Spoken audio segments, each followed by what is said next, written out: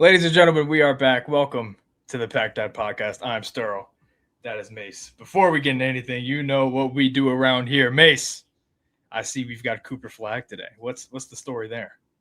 Well, it only seemed fitting. The next NBA draft is quite literally tomorrow, so I figured it's pretty fitting to go ahead and put up last year's number one overall pick as my avatar for today. Not to mention the addition of the new Mavs head coach Dusty May from Michigan. I feel like that's gonna be a great move to help Cooper kind of develop, and I got a really good feeling that that he's gonna have a lot of impact on who they draft. Hint, hint. I think it's now solidified who they're gonna take at number 9. Yeah, and we will talk about all of that later on today. Those who didn't know, I have recently returned from a nice little trip to the great state of Tennessee. Saw some great people, had some good times. Um, but during that time, ladies and gentlemen, we've crowned a new NBA champion. The Knicks win the series in 5. I know it's kind of old news now. It happened almost a week ago. We've had time to digest this. Man, this was a great postseason. This was a great run for both the Knicks and the Spurs. It was a great finals. And I got to say, everybody that said the NBA is dead, like, take a lap. See yourself out. The NBA is far from dead. This series proved that when you give us something that is watchable, when you go back to the things that you should have never changed, the little things like the logo being a center court and, these fun video packages and Doris Burke not being on commentary, good things can happen. And this series was one of them. This was a great, even though it was a short series, every game was close, very competitive, just fun stuff. Memorable finals here. So shout out to the NBA for putting that on, and both teams for going out there and giving their all. But the Knicks just did a little more. Shout out to Jalen Brunson, 45 in a closeout. One of 4 or 5 people to ever do that. I Legendary don't know, stuff. but it's nasty. But yeah, shout out to the Knicks. Shout out to the Spurs too. Dylan Harper, Wemby, what a run. They will be back. This is the first time I can say with full confidence that a team that made the finals in the parity era that didn't win will be back. And they will get it done. They're probably the odds-on favorite to win next year. They are confirmed. They already are. Yeah. But man, it was just. This is the most fun I've had watching NBA basketball in a long time. Like, I don't think I've enjoyed. How do I say this? I don't think I've enjoyed a single series of basketball this much since when Kevin Durant was still on the Thunder and they lost to the Warriors in that one like Western Conference. Yeah. It's probably the last time I had this much fun watching the game of like a single series. But man, just Jalen Brunson, I didn't think he would be able to do it, and it has nothing to do with his abilities. I just kind of felt like the small guard era was officially dead after Steph's last ring. Turns out it's not. It's alive and well, and it's Jalen Brunson. Yeah, and our we had a conversation last night. I think it was last night, right? About this whole Knicks run. Oh yeah, And I don't. I'm not sure. I'm not sure if it was last night, but it was at least within the past 32 hours. yeah. And from both sides of the coin of both teams that made the finals, there are arguments that the competition was weak. I mean, on the Knicks side of things, obviously they won 13 in a row like they should have. They sweep through Philadelphia, which expected. That was Tyrese Maxey's first real playoff run as the guy, and Joel Embiid made that Celtics big man core food, which he should have done because the Celtics got none. Shout out to Nemi Keita, though, but I mean, come on. It's Joel Embiid. Atlanta, they had their moments against them. The Hawks won both of their games off of a CJ McCollum dagger, and they sweep through Cleveland, which what do we expect from James Harden at this point? And then they take care of the Spurs, a young team in 5 games that had no experiences. Speaking of that young team, here's the people that they had to go through. They had to go through the Portland Trailblazers, who never touched the playoffs, that team. And the one dude that has touched the playoffs, Drew Holiday, is a little bit older. And the other one, Damian Lillard, didn't play. Then they go on against Minnesota Timberwolves. Dante DiVincenzo tore his Achilles. Anthony Edwards is playing on one leg. Julius Randle and Rudy Gobert just exist. Are themselves. Their most consistent player down the stretch was like Ayo Dosunmu and Terrence Shannon Jr. And then they played the beat up Oklahoma City Thunder. If J-Dub's healthy, who knows? Who knows what happens? And they run into the Knicks, who are fully healthy. And just, like I was saying, this whole finals and this conference finals after this win streak, just the team of destiny. I felt like nobody was going to beat the Knicks. So there's arguments on both sides. There's always going to be an asterisk with any ring. I mean, we could go down and down and down and down and down the line for like every NBA champion and name one flaw of their championship run. Last year, for example, Tyrese doesn't tear his Achilles. Who knows what happens? Maybe the Pacers win that game. Boston, if they would have played tougher competition in the East, if they would have played somebody better in the West, maybe they don't win. You know, Golden State, all those rings, they had Kevin Durant on their team, and they played against a weak Eastern Conference team. And then one of those years, the Rockets missed 27 threes in a row. We can go on and on and on and on and on. You even put an asterisk on the 2016 Cavs ring. Draymond got suspended. What happens if Draymond doesn't get suspended? I don't know. He was the one dude that showed up in Game 7 for Golden State. But that's besides the point. You could go on and on and on and talk about all kinds of flaws for championship reigns. That's always going to exist.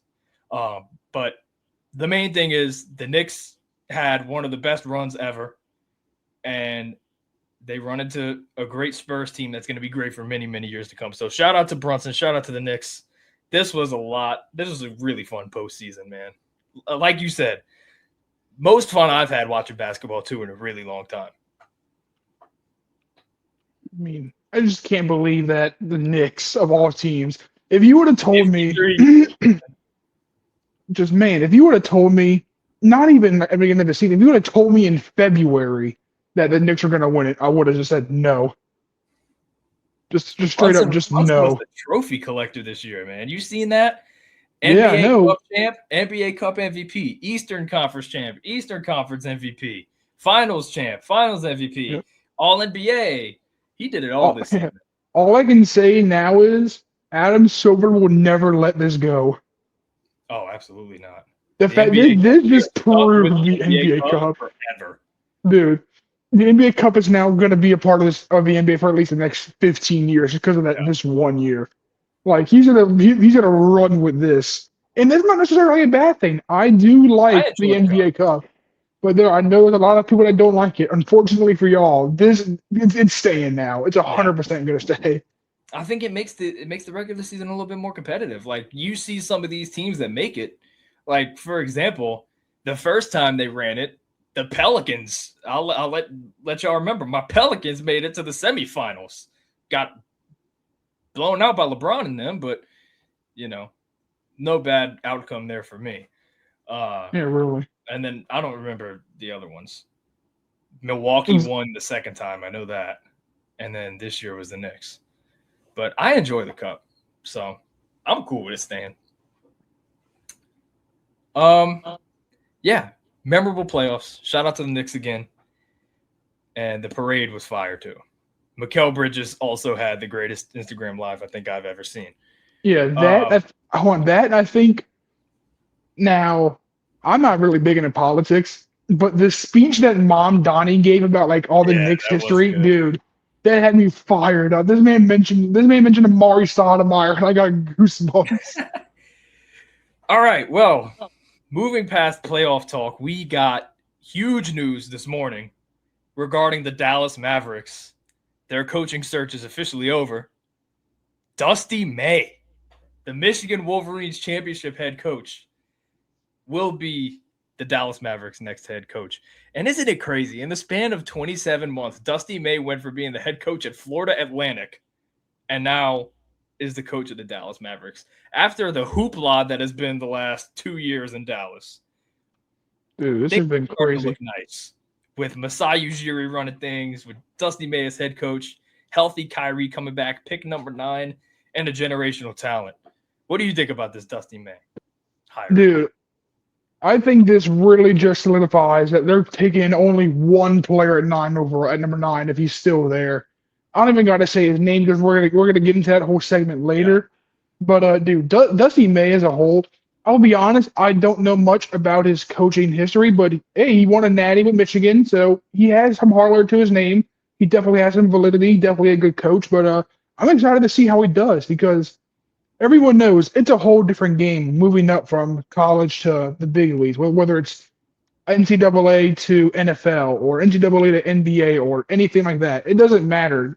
The jump is still is still super hard, and I'm just kind of excited to see how this Mavs team does, what kind of offense he kind of has them running, and I'm excited mostly for.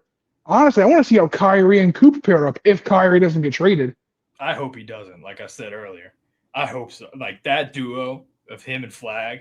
Ooh, that sounds like fun. Um, but yeah, Dusty May. We all remember that crazy run that FAU had to the Final Four just a few years ago. Dusty May was the man behind that. Goes on to Michigan, brings on a bunch of just really, really solid guys that were a little underrated. Guys like Oh, Yaxel, that's what Elliot you Cadeau, meant. Morez Johnson go and win a national championship. And now he wants to take that next step up. There were a lot of rumors that Dallas was looking to get a college coach. I think the main guy they were trying to get was John Shire from Duke. Obviously, Cooper Flag's old coach in college. But they run with Dusty May. And yeah, it's tough. Like you said, the jump from college to the NBA. I think off the top of my head, I can name one guy that it really went well for, and that's Brad Stevens. And even he didn't even win a ring with the Celtics. Now he's the executive. He's doing big things over there. He built the championship team that they had just a few years ago. But you think about other guys like Coach K never went to the NBA. He stayed at Duke. And that's part of the reason I think John Shire stayed at Duke because he's the heir to Coach K, and he has a responsibility to carry on what he did. So I can understand that. But as far as other college coaches, like even in the NFL, Nick Saban was a disaster in the NFL. Urban Meyer, we Oh can my go on and on God. about how terrible that was. So it's a different game. So I'm curious to see how Dusty May pans out there. He's got a great palette to work with. I think the Mavs are poised to improve a lot this coming season, and a lot will ride on that draft pick. I'm not locking in who we think is going to be at nine. I mean, I think Dusty May could have some influence, but I mean, Masai is going to draft who he wants to draft. So, and who he feels is the best fit. Now, I'm not sure that Mr. Lindeborg would be the best fit in Dallas, but who knows? We got 24 hours to find that out. But yeah, shout out to Dusty May. Congrats on this. I mean, this is huge. So I wonder what's next for Michigan. I saw they're promoting one of their guys on their staff to interim coach. So yeah, they still got Elliot Cadeau coming back. So Dude, we'll see what he's happens. still in college. Are you serious? Yeah, I thought I saw that Elliot Cadeau was going back, but I don't know. It's crazy nowadays with the college people. I mean, they're playing until they're fucking 26. But yeah, I didn't think he was going back. I swear I saw something. I could No, fact check. I'm not saying you're wrong, but I didn't even know he had any eligibility left. I don't know Right. why That's the case most of the time. he feels like a senior. I don't know what he is, but he feels like he's been in the college since I was like in middle school. Oh, he's 21. Is he really? Yeah. That's it. He's still at Michigan. Yeah. All I right. thought he was like 23, dude. All right. Well, I think it's time. Do we think it's time? I think it's time. I'm excited and I want to get into this so bad. Let's do it. The NBA draft is on the morrow. And we've been waiting On for the this morrow. for a long time. I mean, this draft, we're eating good this draft. There is a lot of greatness, potential greatness in this draft. So, without further ado, we're here on Fanspo.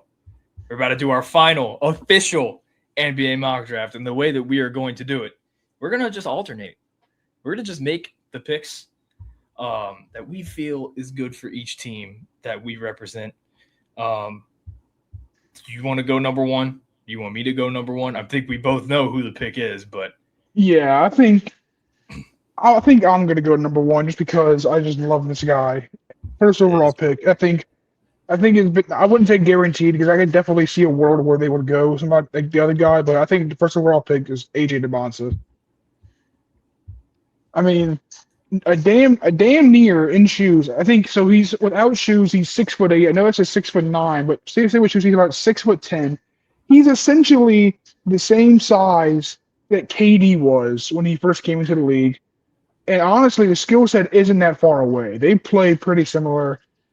Only concern I have with AJ is his like defensive motor, but that's really it. I mean, in terms of overall scoring, you're not going to get a better player. He can pass the ball well enough to kind of have the offense run through him a little bit. He rebounds decently. He has a 42-inch vertical at 6'9". It's terrifying, but just overall, I think he is the best player in the draft. I would agree. Ah, there's an argument to be made. But I believe that he is the number one pick in this draft. He helps Washington a lot in that wing spot, and Washington looks like they are poised to improve a lot, especially with this guy coming into the fold. We just got word Trae Young is coming back for the long term. So, yeah, I think this is a great pick.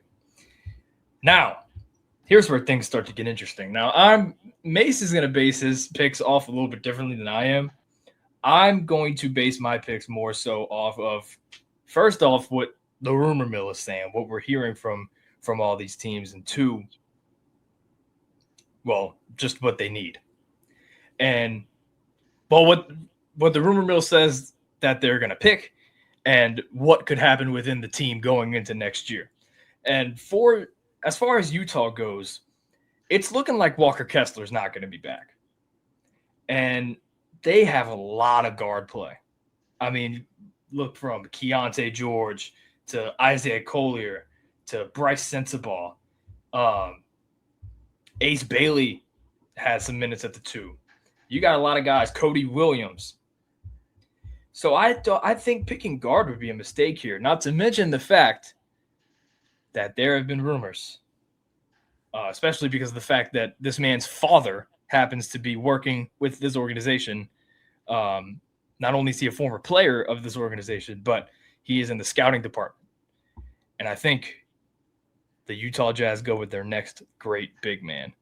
And that, of course, is the son of Carlos, Cam Boozer. Cam Boozer, I mean, you talk about a guy that is just all heart, all hustle, is just consistent, inside the three-point line and even past the three-point line. He could pop. He could shoot from the top of the key. There's versatility here. And a guy that is going to hustle for every board. A lapse in Jaren Jackson's game, which, you can technically on paper run Boozer at center because Boozer's going to clean up those boards. And that's something that Jaren Jackson just doesn't do. So you could keep him there at the 4, have Lowry at the 3, and then run Keontae and Ace at your 1 and 2. This team is another team that bought at the deadline and now are in position to really hit a home run here with the second pick. I think Cam Boozer is an absolute hit. There's legacy there. Of course, Carlos played for the Jazz. And it seems that Darren Peterson does not love Utah, but also that Utah really, really loves Cam Boozer here at 2. So I think that's the direction they go in, but I would not be surprised in the slightest if Danny Ainge just says, F you to Darren Peterson. You're the best player on the board. We're going to pick you. But judging based off of what we're hearing, it seems like Cam Boozer is going to be the pick here.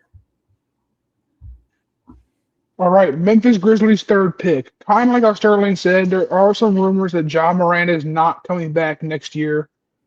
But I don't even think that matters. Regardless if he comes back or not, I think the third overall pick is going to be Darren Peterson.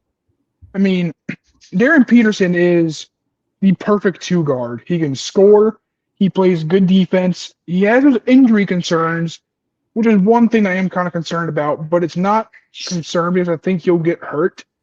It's because I can already see it happening. If he gets when he gets drafted, if he ends up having a career where he goes on to become one of the best players in the league, everyone's going to say, Oh, well, it was so easy to tell that those injuries weren't going to be major concerns. However, if he has an injury-prone career, God forbid, like Greg Oden, everyone's going to say it was so easy to tell that those injuries were major concerns and that should have been taken seriously. No matter what happens, people are going to go, "Oh, it was so obvious." And I'm telling you right now, it's not. You don't know what's going to happen until it actually happens. So I think Darren Peterson's going to have a great career as a two guard. He's a natural born scorer. Not the best passer, but plays great defense, great scorer, and has enough athleticism to get up there and occasionally get a great dunk on somebody. And I'm really excited to watch him play. Absolutely. To follow up on all this that you're saying, to me, I've had a change of heart. I think Darren Peterson is the best player in this draft. I think he has the highest ceiling in this draft. I mean, this guy just has superstar potential written all over him, and it's a lot of this. It's almost a mirror image of what we were saying about Anthony Edwards when he was coming into the NBA. There were the injury concerns, there were the motor concerns, and Anthony Hated Edwards, basketball apparently. yeah, hating basketball, and Anthony Edwards shut all that down. And I think Darren Peterson will do the same thing, especially here in Memphis, and especially if Ja Morant doesn't come back. I mean, he should, if he gets drafted here and Ja Morant's gone, he should be an overwhelming favorite to win Rookie of the Year. He has potential to be a superstar right off rip, much like Oh Cooper yeah. Flag was. So I'm so excited to watch Darren Peterson play. I think he's going to be a great player. Oh, I'm just gonna say it now because I think I wouldn't say it's like a obvious thing, but I'm gonna say now I completely agree. I think Darren Peterson just is gonna be the rookie of the year, and it has nothing to do with it him being the best talent. If you ask me, The other it's two just are just going to more stacked teams. yes, exactly. It's like, do you really think AJ DeBonta is gonna outproduce somebody when he has to play with Trey Young, Bilal Coulibaly, Will Riley, Anthony Davis, and all of them? Right. And then Like, you got Cam with Lowry and Jaron and and Keontae. exactly. Like I just think that there's too much talent on those teams and not enough talent on Memphis Right. for Darren Peterson to Peterson stand is out. pretty much shoehorned into a spot where he has to be the guy off rip. Yeah. All right. Number 4 is the Chicago Bulls. And let me tell you, I love what the Bulls have been doing this offseason. Bryson Graham coming in as the general manager. He seems like he's really locked in, and he's not going to take he's going to take more risks than the previous regime of the Bulls, who didn't make a trade for like 3 years. And they're in a great position. Jumped up in the lottery, number 4 pick. They've got a star in the making in Modest Buzelis, and they've also got the 15th pick from Portland. And you know what else they got from Portland? Their new head coach, Tiago Splitter. And I think that's a great hire. But I think this pick right here is an absolute no-brainer. Is Caleb Wilson. Caleb Wilson is one of the 3 best athletes in this draft. Probably number 2, only behind Cam Carr. But Caleb Wilson, there are some things in his game that are a little bit rough around the edges. In some ways, he has all the athleticism, but in a way doesn't really know how to use it. But at the same time, knows how to use it very well. And scoring lapses, I mean, he's not really a shooter.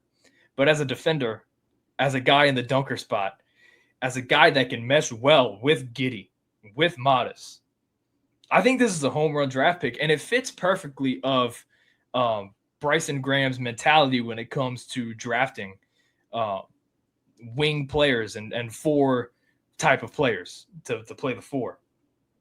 So I think this is a perfect pick, and I think he fits right in with the Bulls. He fits right into that Tiago Splitter system. So Caleb Wilson, the sky is the limit for this dude, and I'm excited to see him in a Bulls uniform. Him and Modest, the lobs with Those are some them and highlights. Giddey. Oh my gosh, that's gonna be so much fun to watch. Man, I'm excited. I just love the athleticism. I just love the way Caleb Wilson plays. I just love a guy who can just fly across the court and yam it. Like, I don't care. I would so much rather watch someone who averages 8 points a game, but all 8 of those points are amazing, spectacular dunks, than someone who averages an efficient 17, but it's all just like layups and free throws and that kind of stuff. Nothing excites the fans more and gets the tempo set more than a guy who can come in there and just put nuts on the face. Yeah. And dare I say, to follow this up, I think Caleb Wilson has the highest ceiling of any player in this draft. Okay. I really think he does. Now, do I think he'll hit it? No. But if he can, dude, if this man, I know we've been saying it for years, if he's this person's a jump shot away, I see Caleb Wilson and I see young Giannis. I see a Mm, tall, slender four who can yam everything, play great defense, and rebound the ball. That isn't the best shooter, but still has like a good enough looking jump shot where it's like, okay, no, that's workable. If he makes 28%, who cares? At 28%, we can live with that because he's so good at many other things. I like that. But that being said, on to the fifth pick, the But Los Angeles. before you say anything, I want to say this is where the draft really starts. We Oh know yeah, all the names. We don't necessarily know what order, but we know the four names that are going to go top four. This is where yeah. the draft really starts. So I have an idea that we're going to be on the same wavelength here, but it's your pick. So I All can't right. say anything. So go ahead. So for the fifth pick for the Clippers, this is a team that honestly I really only see them considering two players here, and that is Keaton Wagler and Darius Acuff.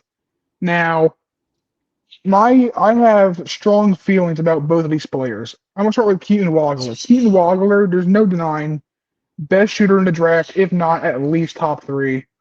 And came out of nowhere. He wasn't even rated. I don't even know what he was rated in high school, but it was not good at all.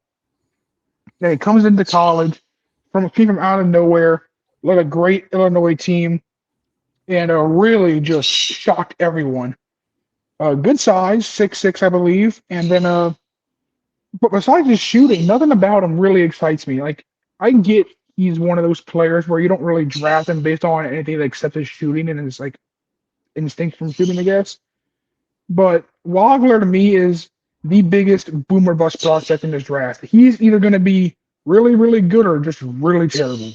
Like he's either going to turn into like the next Kyle Korver, or to turn into the next I don't even know, like Lou Robinson. James Ennis the third. Like he's just, but man, I don't feel so strong. I don't feel too good about him. I'm not a Wagner fan. He just hasn't impressed me. But going on to Darius Acuff, I love what I see from him. But the defense is a huge concern, and I know that's what everyone's been saying. Like, oh, obviously, defense is his weak point. He needs to improve that. But no one realizes just how terrible it is. It is not just your run of the mill. Oh, he's pretty bad, but it's okay, kind of. This is literally, oh my god. I think I think any kid with a 3-point shot above the age of 12 can get a basket on this dude. Like he is not a good defender by any means. But I think the Clippers go with Keaton Wagler. I don't really have any reasoning behind it. I just feel like they're going to take the guy with the biggest boomer bust potential, which is going to be Keaton Wagler, and hopefully it works out for them. Yeah, I think the big concern here, Acuff in any other scenario probably goes five, but him and Darius Garland would just not mesh well. Not to say that Wagler and Garland will mesh any better, especially on the defensive side of the ball. But I think as a spot up shooter with Darius Garland, I think there's good potential there for Keaton Wagler. And, but you speak for both of us when you say that you're not the biggest Wagler fan. I mean, I just watching the tape, I just didn't really see it. No denying the fact this dude's a shooter. But there's a big chance that it doesn't really work out too great. But I hope that doesn't happen. I really do. But I think his value as a shooter, definitely, as a spot up shooter, specifically, is going to catapult him there at number 5. Now, the 6th pick is the Brooklyn Nets. Now, I think this is a no-brainer here for the Nets. It's got to be Darius Acuff. He's the best player on the board. You don't own your first-round pick next year, so you need to just go with the best guy right here that can help you now. Obviously, there's the concern about the fact that technically, if you're looking at the position list of the roster, technically 3 of those 5 first-round picks that you had last year were listed at point guard going into the season. You tried Yegor Demon out at point guard, and me and you both feel strongly about this. He can play the point guard position, but you're better suited having him be off the ball as a spot-up shooter. There's way more value for Yegor Demon if he does that. And then as far as Traore and Ben Saraf go, we didn't really see stuff from them last season that really jumped off the page and made you think he's our starting point guard of the future. And there's not a big man or another guy like that you can reach for here at 6. There's just right now it's all guard talent in this pool of guys that you could pick at 6. Maybe a Daymara, but I think 6 is a little bit too high for him. You go with the best guy available in Darius Acuff, and you move along. Obviously, the defensive concerns are there, but you forget about all that when you watch this guy on the offensive end of the basketball. With the ball in his hands, he is outstanding. So him and Yegor as a duo for the future excites me a lot. It's just too bad that you don't have your own first-round pick next year because it could help. Man, I love Acuff so much. Coming out of high school, I forget where he came from. I don't know why I want to say IMG Academy. I'm pretty sure that's wrong, but it could be right. But his game, we've known how good this man's been since high school, and he did exactly what everyone expected him to do at the college level, and he did it even better. I think he broke a lot Plus of IMG. Okay, was IMG? Hey, there you go. But he broke a lot of Trae Young's records at Oklahoma, I believe, and I wouldn't be surprised if he breaks even Oklahoma. more. Oklahoma, Arkansas. That's not words. But I think he did break like Trae Young's Like SEC SEC record. records? Yeah. I And caught what you were throwing. Just yeah, wrong college. It's red and white colleges, same thing. right, yeah. But either way, Akov at the next level, I could see him being like the next Jalen Brunson type player. They have a very similar build and they play very similar. And they're both not the best at defense, but I do think I trust Acuff to be able to. How do I say this? Acuff will forever be a team starting point guard. I think he's that good already, but I think he really needs the right system around him in order to thrive.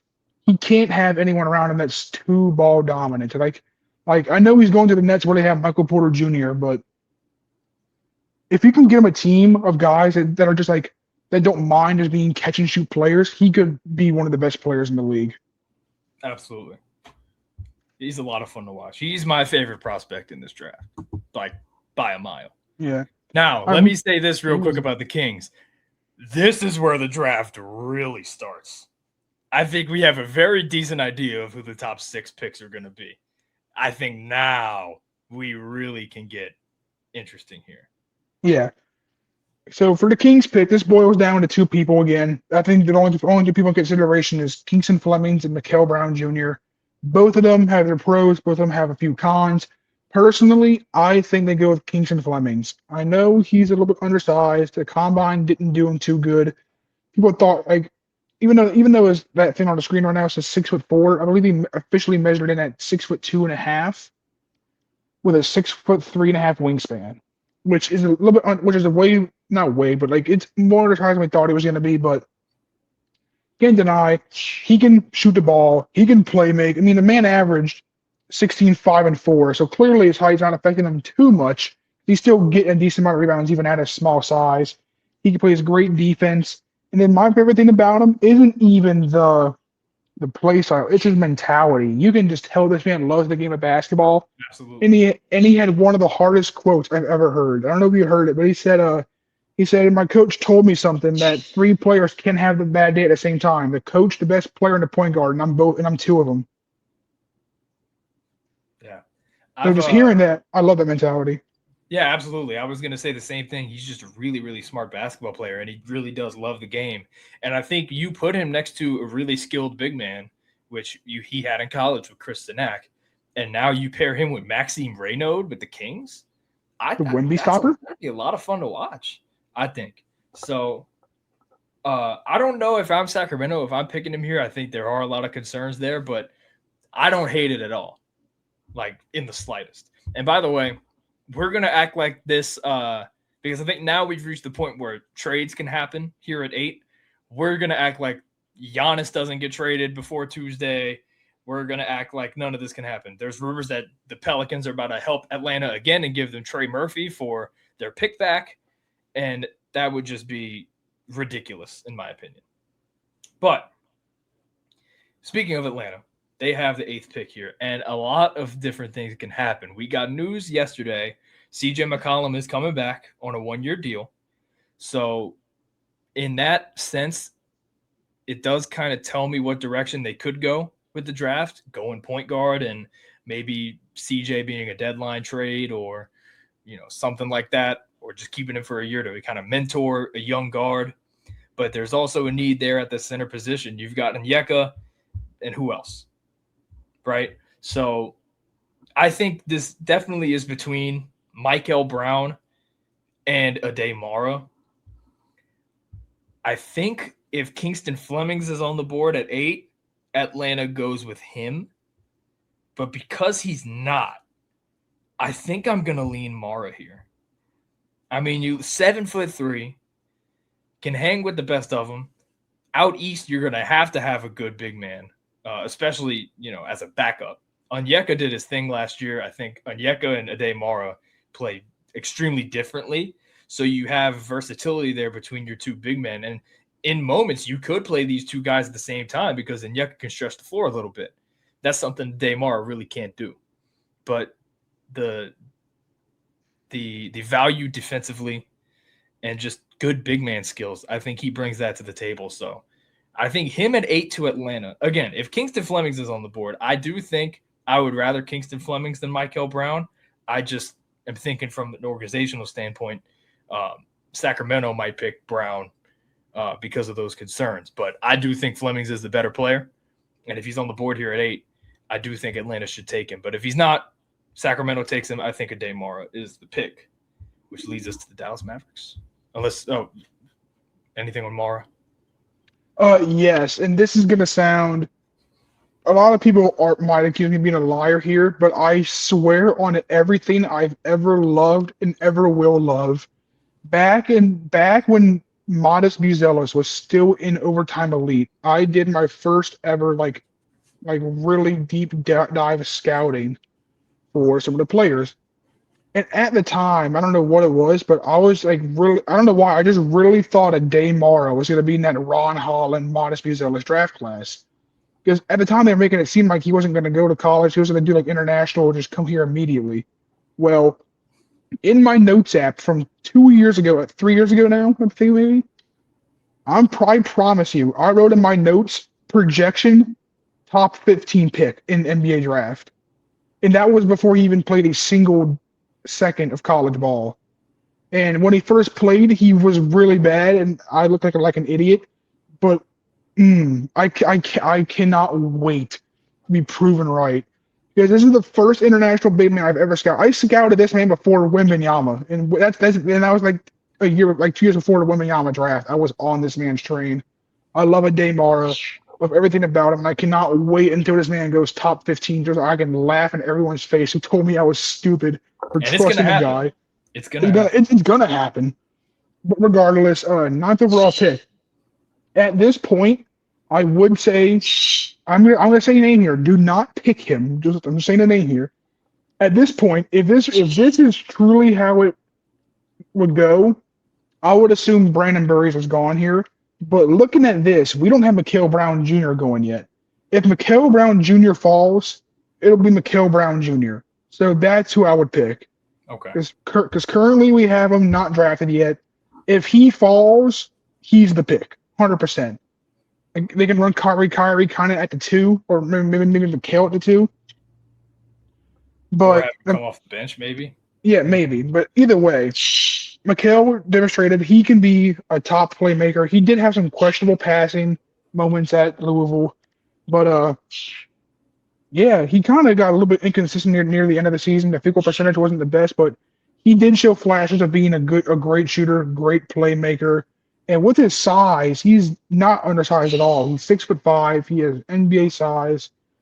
Not to mention the fact that he seemed like he reminds me a lot of like Cade Cunningham kind of in college. Not the way that he necessarily plays the game of basketball, but the way that he kind of moves off the ball, the way he lets the offense kind of operate when the ball is not in his hands. He's not looking for like ball hogging, like, hey, I want the ball now. This man does not mind his teammates getting what they need. And if he can keep that attitude where he's not selfish and he can just learn to adapt to the NBA's physicality and kind of get that efficiency up, he'll be a great player. I like that. Him and Coop would be a lot of fun because I assume that if they don't trade Kyrie now, this will probably be his last season in Dallas. That's Yeah. just, you know, just a thought. Now here's where things might get a little nasty. The Milwaukee Bucks here at number 10. I based off everything we're hearing, it sounds like Nate Ament's going to be the pick here. Kind of get a Giannis replacement, so to speak, even though he's not Giannis. Nobody's Giannis, and nobody will probably ever be Giannis. But he brings a lot of the same aspects of the game as Giannis. 39.9% from the field as a really non-shooter is kind of nasty. There's rumors that the Pelicans are about to trade Trey Murphy to Atlanta back to have number 8 to draft this man. And no offense to Nate Ament whatsoever. Please, God, no. I'm just not the biggest Nate Ament guy. He's a good player, but I think Milwaukee would be the optimal destination to kind of get the best out of him immediately because they know how to run a system around a non-shooter wing type of player. So I feel like that's the pick here. Regardless of if Braden Burries falls here, I think Nate Ament is destined to be a Buck here at 10. Yeah, I mean, I love Nate Ament. Coming out of high school, I believe he was the fourth best player in his recruitment class. He did show a lot of inefficiency at Tennessee, but I think it's mostly just because he was growing into his body. Like he had a Right. decent Yeah. growth spurt, so he's kind of getting used to it. And yeah, I would love that pick if I'm a Bucks fan. But I will warn you, for the rest of this podcast, I have to kind of help my niece out real quick because no one else at home watching her now. So she's kind of next to me. If you hear her crying, sorry, can't do nothing about that. This is But what it is. she is chilling for the time being. I gotta put on fucking Mickey Mouse for her, dude. Right. Let me tell you something. Put on LeBron You highlights. better nail this pick right here because there's something staring us in the eyes right now that would really be beautiful here for the Warriors. Okay, so looking at it, don't know how this is. I don't know how he hasn't gone yet, but I would say it's okay. I would say Braden Burries, dude. Go get like your next like Clay Yes. Thompson type. Yes. I love The Braden heir to Burries. Steph's throne. This would be beautiful if he falls here. I don't think it will happen, but based off what we project, looks like it's going to happen. I wouldn't mind it, dude. I Dude, mean, him and Steph, some I'm shooters, not, man. I'm not too familiar with his game, but I know enough that he could definitely be the next Golden State Warriors heir. Hell yeah. Hell yeah. I want that. All right. OKC Thunder here at 12. If there's one thing that OKC is not scared to do is pick older prospects and also just bring in guys that can help you win right away. Who better than Yaxel Lindeborg? We're going to try to kind of speed this up. We're only 12 picks in. We're at the 43-minute mark. And plus, the farther we go down this draft, the less and less that we're going to know about these prospects. But I know a lot about Mr. Yaxel Lindeborg right here. He just seems like he'd be a perfect fit on this Thunder team.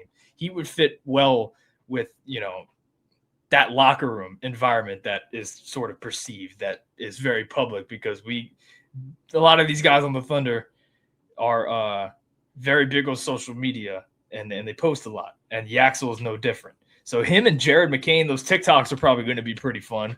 And I just think he fits right in. He's about the same age, if not too far off from a lot of these guys on this team.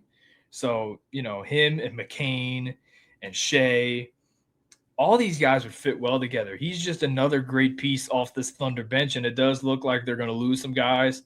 Lou Dort seems like he's out the door. Aaron Wiggins was traded last night. Isaiah Hartenstein, I wouldn't be surprised if we see him in a Laker uniform next season. He's probably going to get paid pretty well, and the Thunder might not be able to, I know he's not a restricted free agent, but, match the offer, so to speak. So I think Yaxel definitely provides some depth at that 4 position. So I think this would be a home run pick for the Oklahoma City Thunder.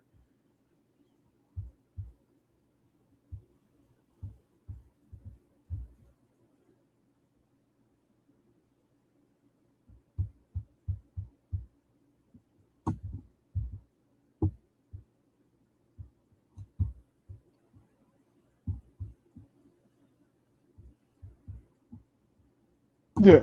As a, Those are two reasons. apologize, I couldn't unmute there for a second, but yeah, I agree. As a Thunder fan, if we got Yaxel Lindborg, I might cry tears of happiness. But all right, moving on to the 13th pick. Miami Heat. They've been really eyeing one guy in specific. I'm not even going to consider anybody else. It's Heinz Steinbeck. Go get you a damn near 7 foot tall, big burly power forward who can stretch the floor for you and play great defense. There's nothing else to it. All signs if Giannis doesn't land in Miami, which who knows what's even going to happen now. If that doesn't happen, it looks like Steinbeck's going to be the pick, and it wouldn't be bad at all. Really don't have much else there as far as the Heat go. Now, Charlotte, the biggest loser right now is LeBaron Philon. I for the next few picks, I really don't see a world where he's needed on a lot of these teams. I have an image in my mind of what team could land him here, but it's not the Hornets. I think the Hornets, there's only one man that they go with here, and he's down the list a little bit, but it's Morez Johnson. His stock only rose as the tournament went on, and he was key to what the Michigan Wolverines were able to do on that national championship run. He's just a pro-level big man that is ready to play right now, and that is a big, big need there in Charlotte. So I think this is another home run pick. Dude, and I would be thrilled for that. I love Morris Johnson's game. I would be ecstatic. All right. But all right, moving on. Bulls next pick. Chicago Bulls next pick. Looking at this, we already have them getting Caleb Wilson. But dude, honestly, I would say go get some depth. I don't mind them going get LeBaron Philon here, to be honest with you. I don't know who else. I mean, it's depth, but the Bulls have a lot of guards, but I don't really know. Yeah, they've got like Rob Dillingham. They got Sexton. I think, actually, I have an idea. Trey Jones. I have an idea. I think Karim Lopez will be a great pick. I think he's a great kind of 3-and-D player. They do need a little bit of wing depth, so why not go get you a guy who can be a good 3-and-D guy? You locking this in? Yeah. All right, let's lock in Karim Lopez. Yeah, he's a good player. I haven't watched too much of him, but I've heard really, really good things. There are some mock drafts that have him going as high as 9, which I think is a little crazy. But you know what? If he's that talented and you believe in him that much, go get him. Yeah, I think wing depth really can't hurt here for the Bulls. I mean, they have, I think, too much guard depth, and they're poised to go get a Walker Kessler or Ihart type of big man in this free agent class. So why not? Why not? Memphis Grizzlies here at 16. This is interesting. I think, why is Braylon Mullins here? Like, we have been knowing he's going back to UConn. Anyway. Yeah, we've known for like a while now, actually. There are a few names I'm looking at, definitely at that 2 guard position, and that I think they're bringing in Darren Peterson to be a point guard and to be like the heir apparent to Ja. As much as people don't want that to happen, I think Darren Peterson will be playing the 1 in the NBA. But wing depth, this is another team that could use that. I'm between Cameron Carr and Dalen Swain. I've heard that teams are very high on Dalen Swain, but I think you can't go wrong with going with an elite athlete. So I think Cameron Carr is the pick here. He's the best athlete in this draft. That's the only reason why Caleb Wilson is not the best athlete in this draft, is because this man exists. So go get him. Make some fun, fast break highlights between him and DP, because as much as DP doesn't really like to pass, he can pass when he decides to. So, like, the lobs between him and Cam Carr could be a lot of fun. And, dude, him, Zach Edey, Darren Peterson, they're a lot of fun highlights that can happen for the Grizzlies if this is the way they go. And I think you really can't go wrong if you do this. All right, so 17th pick with the Thunder. Everyone knows Hartenstein is most likely gone, so we're going to need a new guy who can come in, get solid minutes, play some great defense, getting them boards. And I think the man for that job is Jaden Quaintance. I mean, had an amazing freshman season at Arizona State. Unfortunately, had a serious injury, didn't play all but like He only played like what 4 games this year at Kentucky, and Something like he didn't look that good. But I think that can be kind of attributed to him just trying to play early and it just not going well. But just overall, looking at that freshman season he had, just like the season before, great defense, insane athlete, and yeah, I think he's the right pick. And plus, if you're the Thunder, you can take a risk on getting a guy that's coming off an injury because you're the Thunder, So really nothing bad can happen. 18, the Hornets, I think they're hoping and praying that Cameron Carr makes his way over there. Unfortunately, that's not going to pan out here. But there's another guy. I talked about him already. I think Dalen Swain's the pick here. I mean, efficiency, scoring, value on both ends of the floor. A lot of teams are high on this guy, and he is a very pro-ready prospect, I believe. So, again, the early on in this draft, it's been guard depth, guard depth, guard depth. And now once we get here to this midway point past the lottery, it's all about wing depth. And this cannot hurt the Hornets. I mean, who do you have off the bench at the wing spots? You got like Josh Green, and he could be a good role player, but get a little younger and get a guy that can bring a lot off the bench for a team that's looking to steal a playoff spot. I think he'd fit right in. Now, yeah, I would have to agree, dude. I love that man. I said something a little bit earlier about a certain man in this draft, and this might be the spot. As a matter of fact, it might be. This is the spot. Yeah, for sure. LeBaron Fallon's already a great talent, and the fact that he's fallen this far to the Raptors, dude, they're gonna grab him. It's a positional need. He had a way better sophomore year at Alabama. I'm glad he stayed for another year. And this man is, on any given night, he can be your team's best player and best playmaker and just best overall in almost anything when called upon. And I also think Emmanuel Quickly's days in Toronto are numbered. I think that contract, eventually they are going to want to get that contract off. So drafting a guy that can start after a little while, I think would be perfect. So Phylon to Toronto would be great. It's a shame that we have him falling this far, but we've just had teams with star point guards picking back to back to back to back to back. I mean, LaMelo, a team with LaMelo, a team with Shea, a team that just drafted Darren Peterson. Like, it's just sometimes it's just the luck of the draw, but I think him in Toronto would be a great fit. At 20 is the Spurs. The Spurs.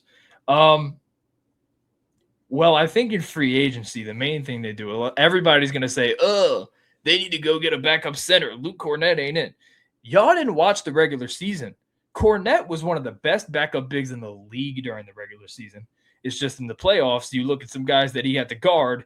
He had to guard Chet Holmgren, who he was a shell of himself that whole series. But as soon as Cornett walked on that floor, Chet Holmgren looked like a different player. And then they're hunting the switches, and now you got Cornett guarding Shea off the pick and roll and things like that. So the playoffs wasn't optimal for Cornett, except for that first round. But in the regular season, he showed his value. So I'm not panicking about that backup big spot. I think the main thing they're going to do in free agency is go get a true power forward, because that big small ball lineup next to Wemby with Champagnie as your next tallest player, I don't think that's going to do it. As much as we love Champagnie over here, not great. That being said, I do think there is an opportunity for them to address that power forward position right now, in case they're not able to go get one. There's rumors about like John Collins being a guy on their target list. But I'm torn between Alan Graves. I'm torn between him, Koa Pete, and I think they could grab Chris Sinak. As much as I just praised Luke Cornett, he's getting a little up there in age. Do they have his age down here? It doesn't look like it. But he's an older guy. So Chris Sinak might not be a bad option here. I do think I'm going to go with the guy that I think has the most pro-ready game and the most pro-ready skill set right now that can help a contending team, I don't anticipate that he's going to play a lot of minutes, but who knows? We had Carter Bryant playing finals minutes. So I think Allen Graves is the way that I'm going to go here. I really have no further explanation. I just really like this guy's game. I think he's a winning basketball player, and he can help a team that's looking to win now if you need him to step on the floor and play some minutes. So I think Allen Graves to San Antonio would be a good pick, especially if they're not able to go get a guy like John Collins or something in free agency. I wouldn't mind that at all if I'm a Spurs fan. Yeah. Hey, man, Ponchatoula High legend, bro. Yes, sir. But all right, for this Pistons pick, there is one guy I've been eyeing here a lot, and it's Bennett Stirs. Yes. It's a shame that Braylon Mullins isn't in this draft class, because if he actually fell here, that would be great. Exactly, but no, Bennett Stirs, I think will be a great another guard to have next to Cade Cunningham.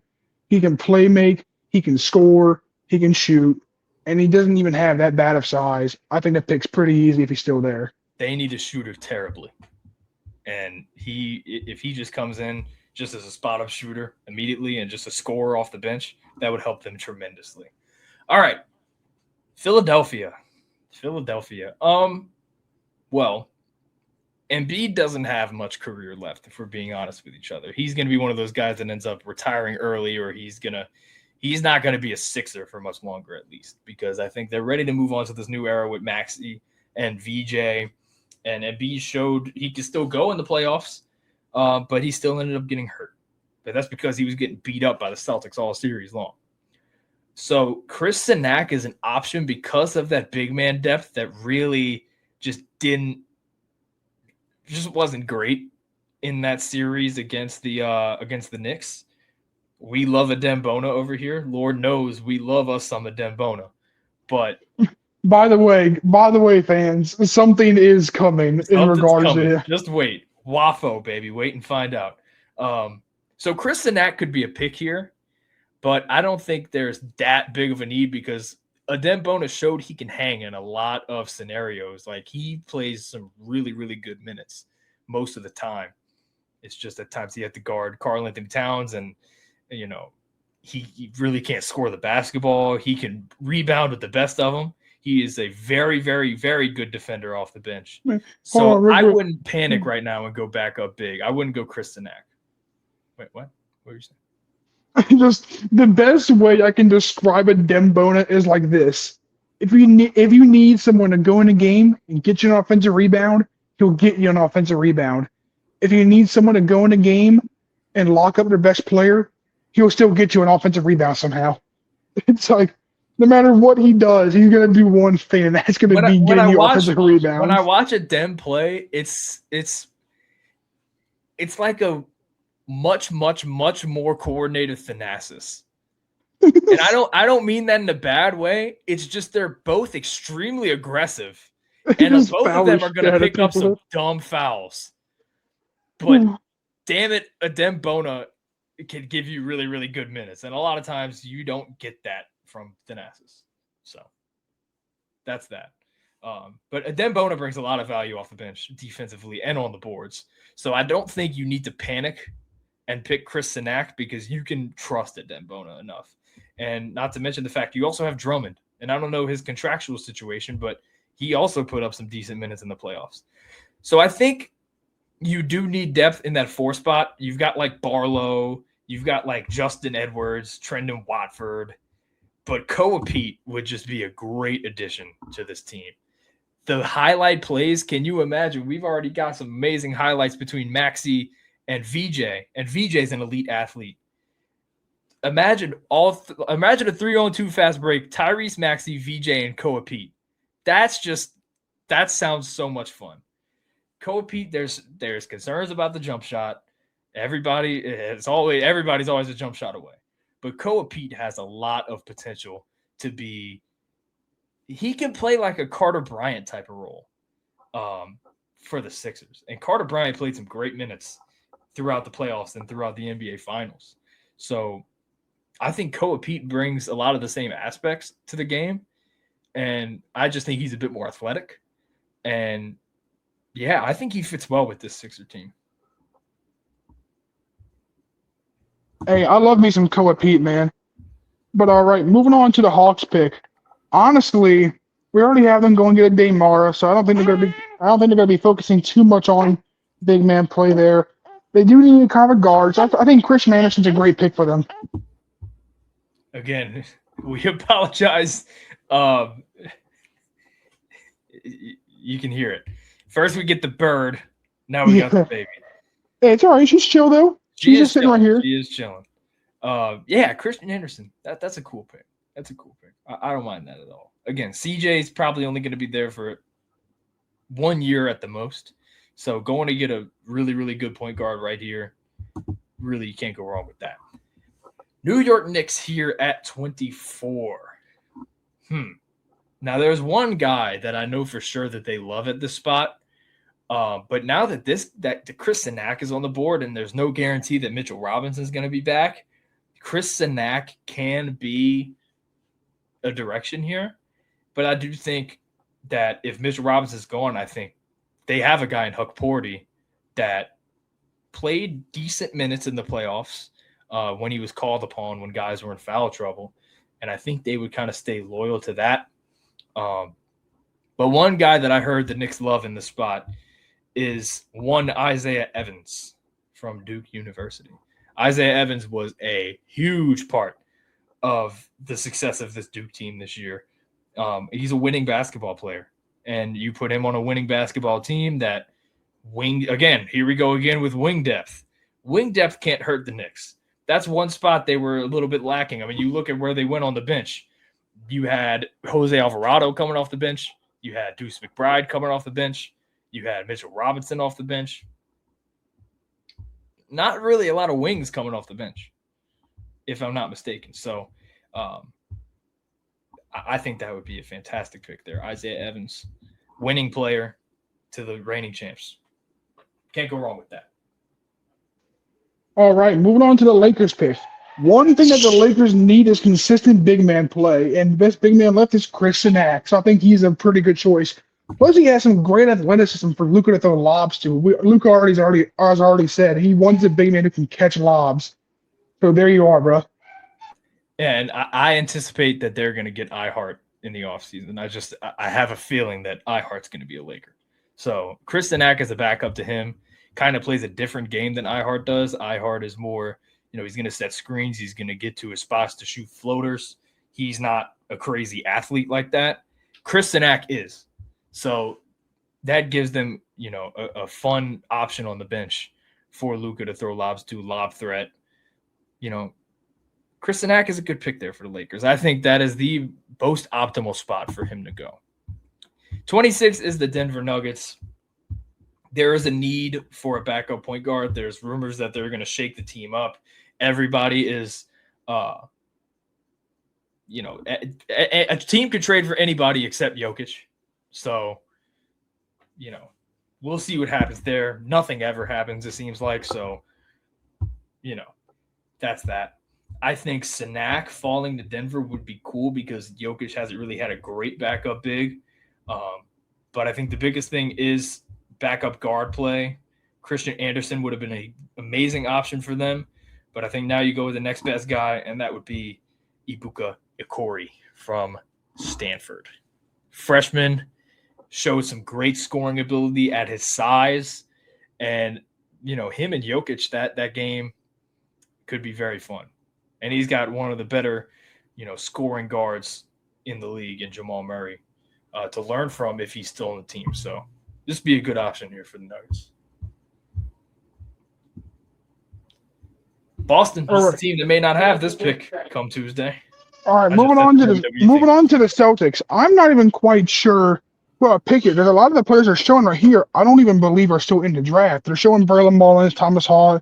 Yeah, those top four guys, none of them are. Yeah. Let's scroll down. Let me see some more of my options. You wouldn't mind. Okay, let's see. There you go. I think I know who I'm going to get. We're established. Neemias Queta had a decent season. We can all say that. But I don't think it's nearly good enough for him to be the sole kind of big man for that. I think they got to go get Henry Visar from UNC. Can stretch the floor, decent size, He's not a bad defender. He can kind of do a little bit of everything except pass the ball, which is not really a center's job. So I'm not too concerned. Unless your name is Nikola Jokic. Well, yeah, or Derek Queen, but yeah, Or Derek Queen. or Yes. Sabonis sometimes. Yeah, it's a bonus when he's on the court. And Cat in the NBA Finals. So yeah. Yeah. Faisar would be a good pick. Safe big man to have. You don't really have to ask too much of him. All right, Minnesota Timberwolves here at 28. We're back to the part where guard depth is going to be really important. Mike Conley, I'm not sure about his situation. They're one of the teams in the John Morant sweepstakes. Dante DiVincenzo is going to be out for most, if not all, of next season. Io might not be coming back. There's rumors about him maybe welcoming a return to Chicago. So right now, I think guard play would be optimal here to go with. So I think Malik Thomas out of Arkansas is the pick here. Last two picks. Cleveland at 29. Man.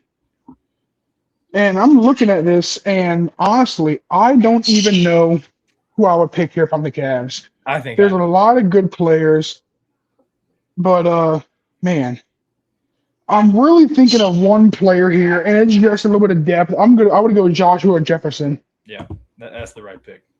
Big man depth is important for them. Obviously, it's important for anybody. It's always good to have a big man who can come in and give you a solid 10 to 15 minutes just to give your star a rest. And even though their Cavs star isn't Evan Mobley or even a big man in general, it's always nice to have a guy that you can rotate in and out at the 4 or the 5 and just play some good minutes. Yeah, I think Jefferson's one of those kind of players. All right. We are down to our final pick of round 1. I'm saying that like we're doing the second round too. That's not happening. We're already well past the hour mark. But Dallas. Man. There are options here. Again, half these dudes that you see on screen right now are not in this draft class. Like Fanspo, we got to update that. So they have Michael Brown. I think in any other, outcome, I probably would have had them going Sergio De La Rey, because I've been having Braden Burries mocked to them at 9 for the longest time, but we had them go Michael Brown there for good reason. Could they take a flyer on? I don't even know if JT Toppin's in the draft. But if he is, you could take a flyer on him maybe. He proved he's a great athlete, really great player when he's healthy, but he's just coming off massive. Hate to break it to you, I don't think he's in the draft. Okay. Good to know. Man, I think – you really can't – point guards, you can never really have enough of them. That being said, I think I still go De La Rey. That's just the guy that I've had mocked to them over and over and over and over from Spain, EuroLeague talent, 6'6". He doesn't necessarily have to play the point guard position. He could just be, a 2-guard, off-ball type of guy for Cooper Flagg and for Michael Brown to have and Kyrie. But I wouldn't really anticipate him playing. He'd probably start off in the G League maybe. I don't know. I don't know a lot about Sergio. I just know he's been mocked in the first round here in this spot specifically a lot, and that's who I've been mocking here to Dallas. So you know what? Let's just stick with it. Let's just look at this before we call it an episode. What do you what is your favorite pick here of this mock draft that we made? Like, what do you think is just the perfect fit? I think the perfect fit would. Man, there's a lot of good ones here. But if I had to pick the best pick, man, I think I'll go the Christian Eck pick to the Lakers. I was thinking that too. They need a guy who can come in and just be explosive. We've already seen how much Luka loves Jackson Hayes. Mm-hmm. And Christian Eck is so much that Jackson Hayes became a citizen of Slovenia. Literally, yes. And I think Christian Eck has the same lob threat ability. Maybe he's not as flashy of a dunker, but it doesn't matter. He's still a great lob threat, great size. Not to mention he can stretch the floor. He only shot, I think, 33% from 3 this year, which isn't the strongest, but he has definitely shown at points that he can be a stretch four when called upon with the athleticism. And I think if he can develop bit better defense, like perimeter defense. He can switch on and off people like crazy, but he doesn't get many steals. Doesn't get many blocks. If he can get those like stocks up, dude, we're looking at a dangerous man off the bench. I was thinking the same thing. I'm going to give you two other options. Two other options. Two other options here that I think would be fantastic picks. Bennett Sturts to Detroit. I would love that for Detroit. I think that's the only man that they should have their sights on at 21 because they need a shooter bad. And I look around this draft, I don't see too many better than Bennett Sturts. I see maybe one or two. Wagler and Darius Acuff are the only two that really I could confidently say better than Bennett Sturts. Maybe. The other, Toronto, you should be praying that LeBaron Philon falls to you at 19, and it seems very likely. I think the only team really that could get him, maybe Miami, but it seems like they really like Hans Steinbach, and maybe Milwaukee ends up there at 13, and maybe also the Bulls because they have guard depth, but how much do you trust a lot of those guys? So I think a dream scenario there for Toronto would be Philon. Also a Corey there at 26 to Denver would be really nice. All right. Well, I like this mock draft. I could see it going this way, but you know what? I could see it going the complete opposite way because you know what? We loved our NFL mock draft, and that shit did not go how we thought it would go at all. So, hey, tomorrow night is going to be great. We might get a trade soon. I haven't got any notifications from Shams. Except Jose Alvarado agreed to move the decision date on his player option to from tomorrow to the 26th. So shout out to Jose. Played big minutes in the finals, but we waiting on that Giannis news. And you know what? I'm ready for it to never happen. So that's besides the point. All right, well, hope you guys enjoyed the episode. Wait, hold on. Oh. Literally just now, Sham said something about Trae Young. It's 4 years to 12. Officially. Okay. What the? That's interesting news. We could talk about this real quick. It just reminded me of it. We just got a notification from ESPN. Retired UFC star Dustin Poirier was arrested for alleged public drunkenness on Sunday. Come on, Dustin. What are we doing? Yeah. There's worse things to happen. But real quick, we could talk about the White House card because that event completely blew my expectations out of the water. We've got a new undisputed lightweight champion of the world, Justin Gaethje, in one of the biggest upsets of all time. So that was crazy. And Mace kind of called it. I think my picks for this card were completely off. I mean, we don't need to go back and watch that. Let's just leave that in the past. We had my GOAT Alex Pereira get slimed by Cyril Gahn with multiple illegal shots to the back of the head, but that's a conversation we can have another day. What else happened? Sean O'Malley got a big win, my boy.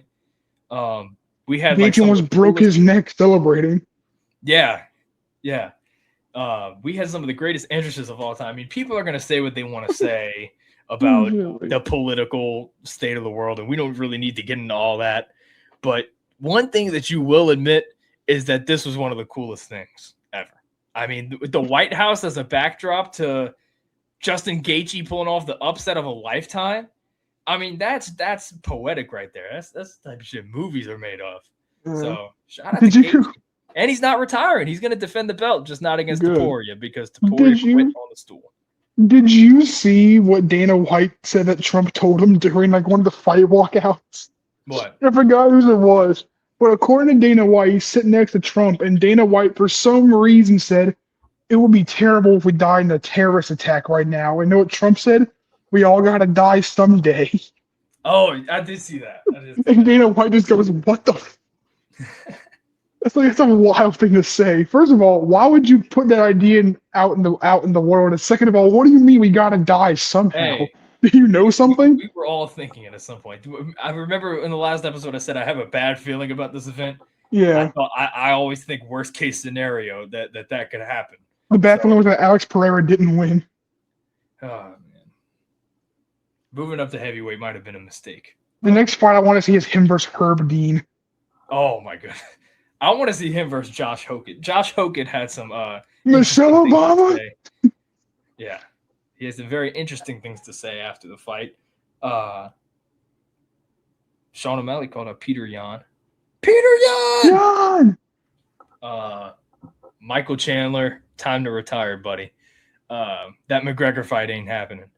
Conor McGregor. We've got the McGregor fight to look forward to now. If I'll believe McGregor's fighting when he has 1 foot into the octagon. Because last time he was supposed to fight Michael Chandler, he backed out the fight because of an injury 2 weeks before. So you know what? We'll see what happens.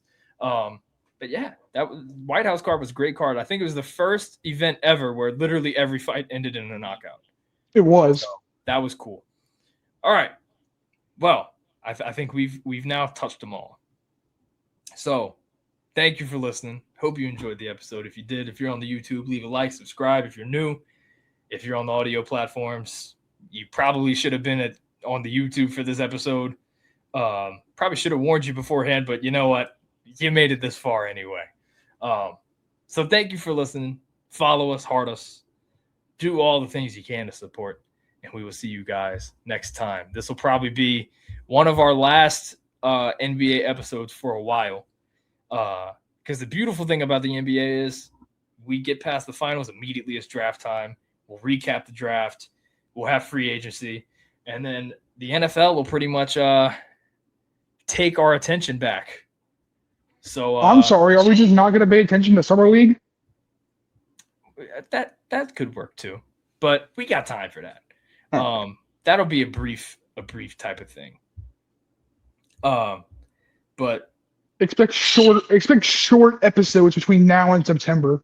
Yeah, we'll have a lot of fun stuff. We'll have like tier ranking stuff and drafting teams. Ranking NFL quarterbacks if they were women. That's an unplugged segment for another time.